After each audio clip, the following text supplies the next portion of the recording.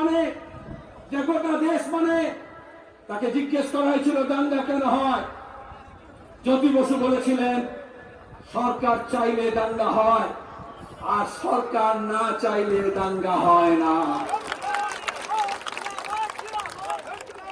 তাহলে ধুলাগড় বলুন, বসিরহাট বলুন, রানীগঞ্জ, আসানসোল বলুন, উত্তরবঙ্গের বিভিন্ন স্থান বলুন, এই গত বছর রিসরা বলুন, শিবপুর বলুন, মমতা ব্যানার্জি মুখ্যমন্ত্রী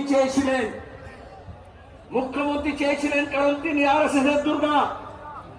আরএসএস তাকে পড়িয়েছে, খাইয়েছে, লোক বল জুটিয়েছে, কর্পোরেট ফান্ড দিয়েছে, টাকা দিয়েছে, মুরব্বিয়ানা দেখিয়েছে। আর তারপরে যত সবাইকে এক কাট্টা করেছিলেন, জামাত, জমিয়ত, মাওবাদী, এসইউসি, বিজেপি সব এক হয়ে বলেছিল লাল হটাও, দেশ বাঁচাও। লাল হটেছে কিন্তু দেশ বাঁচেনি। তাই আজকে দেশ বাঁচাতে হলে আবার লাল ঝান্ডাকে মজবুত করতে হবে, উঁচু করে তুলে ধরতে হবে।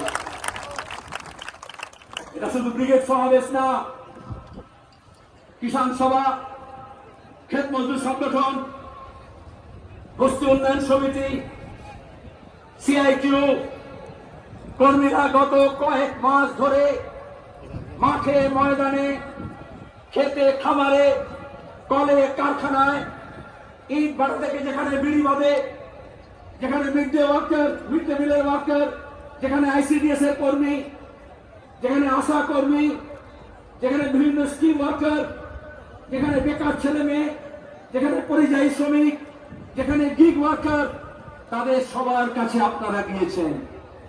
যে কৃষক ফসলের দাম পায় না, তার লড়াই,